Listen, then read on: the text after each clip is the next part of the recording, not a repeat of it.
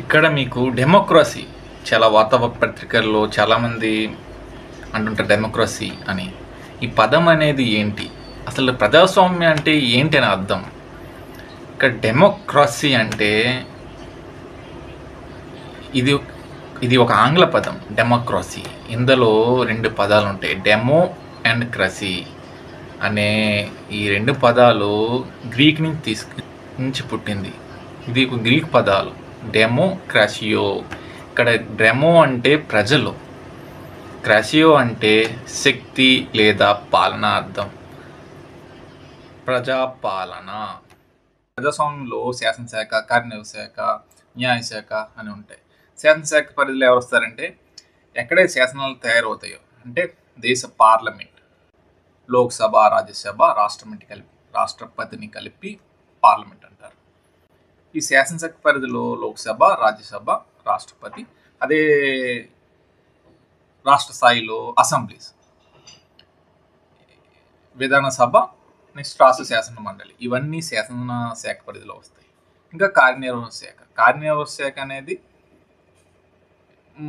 ప్రధానమంత్రి మరియు ముఖ్యమంత్రులు, ప్రభుత్వ ఉద్యోగులు కార్యనిర్వాహక శాఖ పరిధిలో ఉంటారు. ఇంకా న్యాయశాఖ అంటే న్యాయశాఖలో సుప్రీంకోర్టు,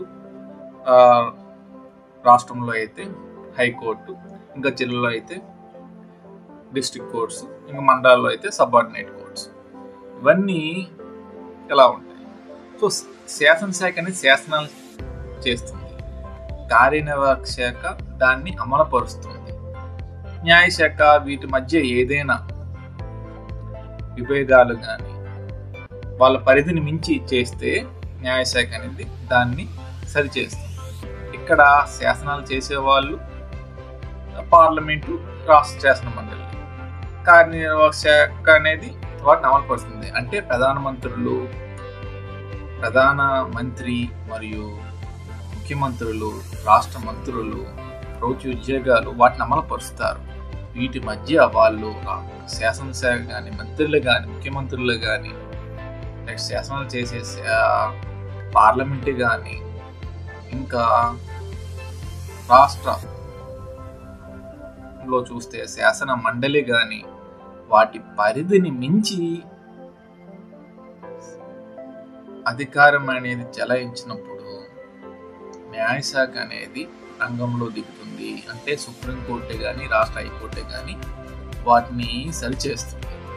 సో ఇలా ఓకే.